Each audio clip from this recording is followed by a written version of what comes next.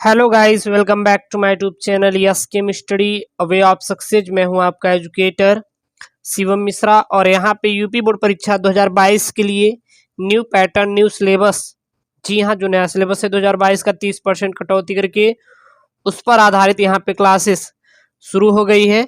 और चैनल पर नए हैं तो चैनल को सब्सक्राइब करिए और अपनी क्लासेस डेली डेली लीजिए। अब 2022 का पढ़ेंगे। और हाँ, मैंने पूरा क्लास 10th साइंस पढ़ा दिया है, जाके प्लेलिस्ट से वॉच कर सकते हैं। और कोई भी कहीं से भी आपको प्रॉब्लम क्रिएट हो रही है तो कमेंट कीजिए कि सर मुझे इस जगह से प्रॉब्लम आ रही है, आप मुझे समझाइए, तो मैं उस पर वीडियो बना के आपको समझा दूंगा। हालांकि जितना भी इम्पोर्टेंट आपका वहाँ पे हेडिंग है जो कि आपके यूपी बोर्ड संबंधित है उसको मैंने पढ़ा दिया है, और जो बची है उसको भी हम पढ़ा देंगे, तो आपको टेंशन नहीं लेना है। बस आप अच्छे से अपनी पढ़ाई को जारी रखिए, बाकी आपको टेंशन नहीं लेना है, सब कुछ मैं आपको पढ़ा दूंगा, ठीक है। तो यहाँ पे है यूपी बोर्ड परीक्षा का 2022 के लिए मॉडल पेपर है साइंस का, गेस्ट पेपर भी कह सकते हैं 2022 के लिए, या सिंपल पेपर कह सकते हैं। बहुत ही महत्वपूर्ण प्रश्नों को इसमें कवर किया गया है। 70 में अगर आपको चाहिए तो इसको आपको वीडियो देखना है। 70 में 70 का टारगेट हम लेके चलेंगे, ठीक है ना। तो सबसे पहले मेरे प्यारे बच्चों बहुविकल्पी कवर करेंगे, और बहुविकल्पी जो कि बहुत ही महत्वपूर्ण प्रश्न है आपके यूपी बोर्ड एग्जाम 2022 के लिए। सबसे पहला प्रश्न है यहाँ पे, प्रकाश संश्लेषण से उत्पन्न होने वाली ऑक्सीजन निकलती है, यानी कि जो प्रकाश संश्लेषण से उत्पन्न होने वाली ऑक्सीजन किधर से निकलती है? जल से निकलती है, कार्बन डाइऑक्साइड से निकलती है, या शर्करा से निकलती है, या फिर पर्णहरित से निकलती है? तो प्रकाश संश्लेषण से उत्पन्न होने वाली ऑक्सीजन किधर से निकलती है? तो आपको सीधा इसका सही ऑप्शन क्या हो जाएगा? जल से निकलती है। जल से क्या निकलती है? प्रकाश संश्लेषण से उत्पन्न होने वाली ऑक्सीजन किधर से निकलती है? तो यह जल से निकलती है, ठीक है। अगला प्रश्न है, शुद्ध रुधिर को शरीर के विभिन्न अंगों में ले जाता है, यानी कि जो बॉडी का शुद्ध रुधिर होता है, यानी कि बोले तो प्योर ब्लड, क्योंकि बॉडी में जो होते हैं वो दो प्रकार के ब्लड पाए जाते हैं, एक प्योर ब्लड, दूसरा इम्प्योर ब्लड। तो ब्लड कितने प्रकार के पाए जाते हैं? दो प्रकार के, pure blood and impure blood. तो यहाँ पे हमें प्योर ब्लड के बारे में जानना है। तो प्योर ब्लड क्या होता है? शुद्ध रुधिर। तो शुद्ध रुधिर को शरीर के विभिन्न भागों में कौन सा ले जाता है? तो सिराएं, महाशिरा, दायां नीला या फिर महाधमनी।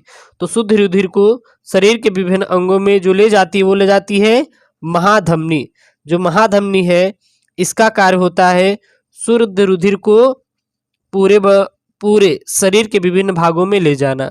अगला प्रश्न है यहाँ पे, लघु पथन के समय परिपथ में विद्युत धारा का मान होता है। जब लघु पथन होता है तो उसके समय परिपथ में विद्युत धारा का मान कितना होता है? बहुत कम हो जाता है, परिवर्तित नहीं होता है, या बहुत अधिक बढ़ जाता है, या निरंतर परिवर्तित होता है? तो लघु पथन के समय परिपथ में विद्युत धारा का मान क्या होता है? तो लघु पथन के समय विद्युत धारा का जो मान होता है वो बहुत अधिक बढ़ जाता है। क्या हो जाता है? बहुत अधिक बढ़ जाता है। कब बढ़ता है? लघु पथन के समय परिपथ में विद्युत धारा का मान क्या होता है? तो याद रखना, बहुत अधिक क्या होता है? बढ़ जाता है। अगला प्रश्न है यहाँ पे, क्या है? परिवर्तनशील चुंबक क्षेत्र के कारण किसी चालक में उत्पन्न प्रेरित विद्युत क्षेत्र की दिशा का आकलन निम्नलिखित में से किस नियम से किया जाता है? पहला, दाएं हाथ के अंगूठे के नियम से, ओम का नियम, फ्लेमिंग के बाएं हाथ का नियम, या फ्लेमिंग के दाएं हाथ का नियम। तो वो जो किया जाता है, परिवर्तनशील चुंबकीय क्षेत्र के कारण किसी चालक में उत्पन्न प्रेरित विद्युत क्षेत्र की जो दिशा का आकलन जो करते हैं हम लोग फ्लेमिंग के दाएं हाथ के नियम से करते हैं। तो किस नियम से करते हैं? फ्लेमिंग के दाएं हाथ के नियम से किया जाता है। अगला प्रश्न है, चुंबकीय क्षेत्र की तीव्रता का मात्रक है, यानी जो चुंबकीय क्षेत्र की तीव्रता का मात्रक क्या होता है? टेस्ला, ओम, एम्पियर या वोल्ट एम्पियर। तो चुंबकीय क्षेत्र की तीव्रता का जो मात्रक होता है वह टेस्ला होता है। टेस्ला किसका मात्रक होता है? चुंबकीय क्षेत्र की तीव्रता का मात्रक होता है। अब यहाँ पे है लघु उत्तरीय प्रश्न। जी हाँ, लघु उत्तरीय प्रश्न और काफी महत्वपूर्ण प्रश्न है, जो कि केमिस्ट्री से बना हुआ प्रश्न है। यहाँ प्रश्न क्या है, अणुसूत्र लिखना है, 3 का अणुसूत्र लिखना है। यह आपके बोर्ड एग्जाम में आए हुए हैं, जो कि सन 2020, 19, 18 इन सब बोर्ड एग्जाम में ये मेरे प्यारे बच्चों प्रश्न बार बार रिपीट किया गया है। क्या है, इसका अणुसूत्र लिखना है। किसका किसना लिखना है यहाँ पे अणुसूत्र, वो लिखना है सोडियम पॉमिटेट का, सोडियम स्टीयरेट का, सोडियम ओलिएट का। तो इनका क्या लिखना है, अणुसूत्र लिखना है। ओके, तो सोडियम पॉमिटेट का अणुसूत्र क्या होता है, तो सोडियम जो पॉमिटेट का अणुसूत्र होता है वो होता है C15H31COO। सोडियम पॉमिटेट का सूत्र क्या होता है, C15H31COO जो होता है सोडियम पॉमिटेट का अणुसूत्र होता है। रासायनिक सूत्र भी बोल सकते हैं। अगला है सोडियम स्टीयरेट। तो सोडियम स्टीयरेट का जो अणुसूत्र होता है C17H35COO। सोडियम स्टीयरेट का अणुसूत्र क्या होता है, C17H35COO जो होता है यह आपके सोडियम स्टीयरेट का सूत्र होता है। अगला है सोडियम ओलिएट। तो सोडियम ओलिएट का सूत्र क्या होता है, C17H31COO। C17H31COO किसका होता है, सोडियम ओलिएट का सूत्र होता है। अगला प्रश्न है यहाँ पे, प्रश्न क्या है, वृक्क के अतिरिक्त 2 सहायक उत्सर्जी अंगों के नाम लिखिए। यानी कि वृक्क के अतिरिक्त 2 सहायक उत्सर्जी अंग मनुष्य में कौन कौन से पाए जाते हैं। तो वृक्क के अतिरिक्त 2 सहायक उत्सर्जी जो अंग होते हैं, पहला क्या होता है, त्वचा होता है, दूसरा होता है यकृत। त्वचा और यकृत जो होता है यह वृक्क के अतिरिक्त 2 सहायक उत्सर्जी अंग होते हैं।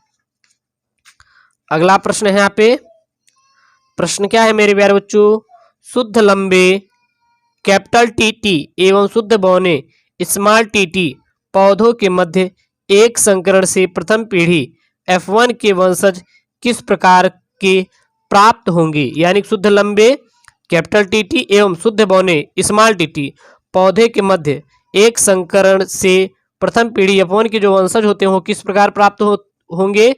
तो शुद्ध लंबे कैपिटल टी एवं शुद्ध बौने स्मॉल टी पौधे के मध्य एक संकरण से प्रथम पीढ़ी F1 के वंशज कैपिटल टी और स्मॉल टी लंबे ही प्राप्त होते हैं, क्योंकि जब प्रभावी, ये हमारा क्या है, प्रभावी है, और ये क्या है, अप्रभावी है।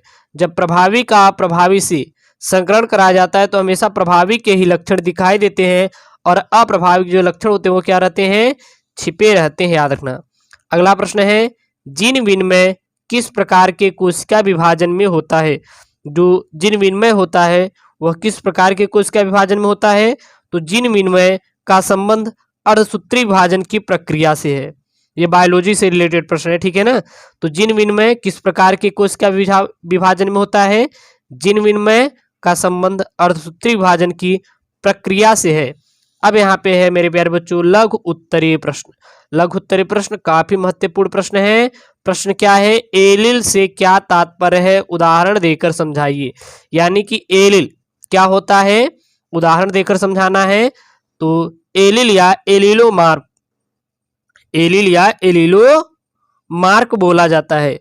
तो एक ही गुण के विभिन्न विपर्यासी रूपों को प्रकट करने वाले कारकों को एक दूसरे का एलिल या एलिलोमार्फ कहा जाता है। तो एक गुण के विभिन्न विपर्यासी रूप यानी कि अलग अलग जो प्रकट करते हैं उसे हम लोग क्या कहते हैं, एलिल कहते हैं।